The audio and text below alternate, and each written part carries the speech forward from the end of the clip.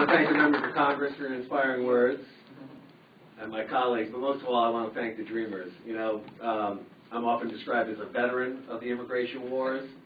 I don't know why.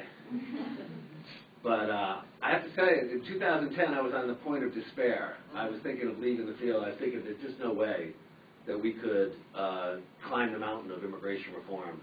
And then I started hanging out with Dreamers, especially the folks from UWD, United We Dream. And I tell you, they have become the leaders of our movement, and it's because of them we are where we are today. So when they say in 2013, we're not going to accept crumbs off the table, and will you stand with us? This is the only place to be.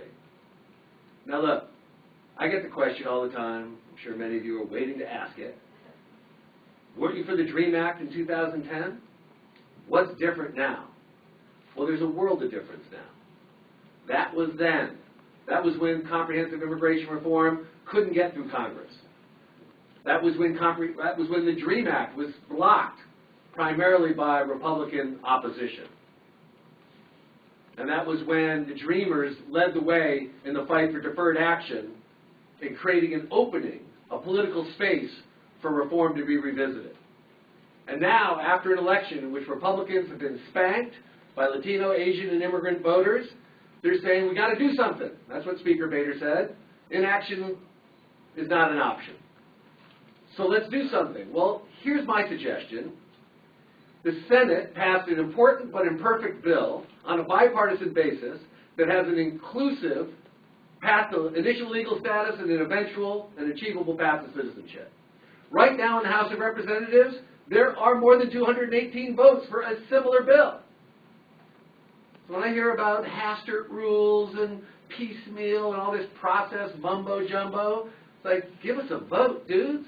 It's like right now, the only thing standing between the people behind me and their families getting on a path to citizenship is a Republican procedural excuse when the votes exist right now to pass it.